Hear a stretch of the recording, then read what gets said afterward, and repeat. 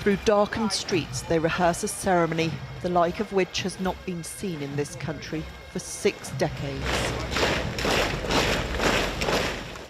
A state funeral to honour in death the passing of a queen so respected in life. The gun carriage, which carried Queen Victoria, 3 kings and a prime minister,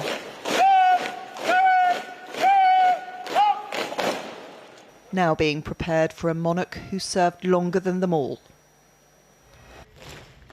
Upon those who signed to serve her, the responsibility to bring solemnity and dignity to her farewell. The last act in their service to a woman who devoted herself to the service of her country.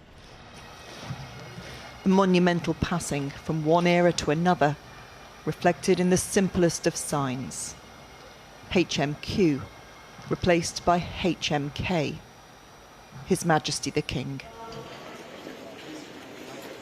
The Queen approved every detail of her funeral. Those carrying out her wishes seek to reflect the uniqueness of her reign.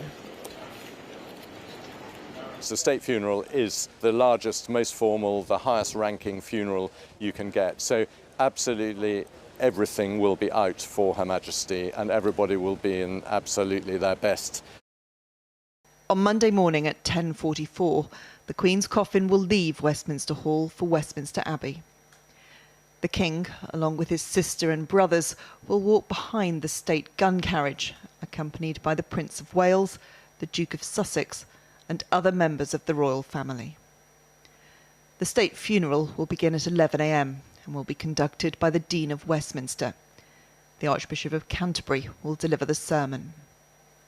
The hour-long televised service will be attended by more than 2,000 people, including the extended royal family, world leaders, and foreign royalty. The Prime Minister will deliver a lesson before the service concludes at 11:55 with a 2-minute silence, followed by a lament from the Queen's piper.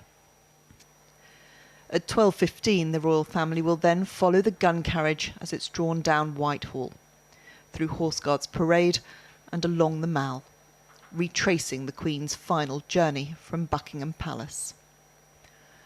At 1 p.m, the coffin will be moved to the state hearse to be taken by road to Windsor, arriving around 2 hours later. There, the coffin will be driven along the Long Walk and accompanied into St. George's Chapel by members of her family, led by the King. During the service, the imperial state crown, the orb and sceptre will be removed from the coffin by the crown jeweller. At 7:30, in private, with the family present, the Queen will be buried alongside her husband in the King George VI Memorial Chapel, along with her parents and sister.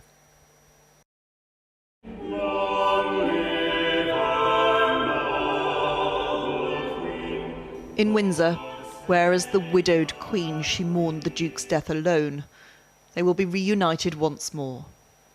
73 years of marriage, and now an eternity at rest together. Emma Murphy, ITV News.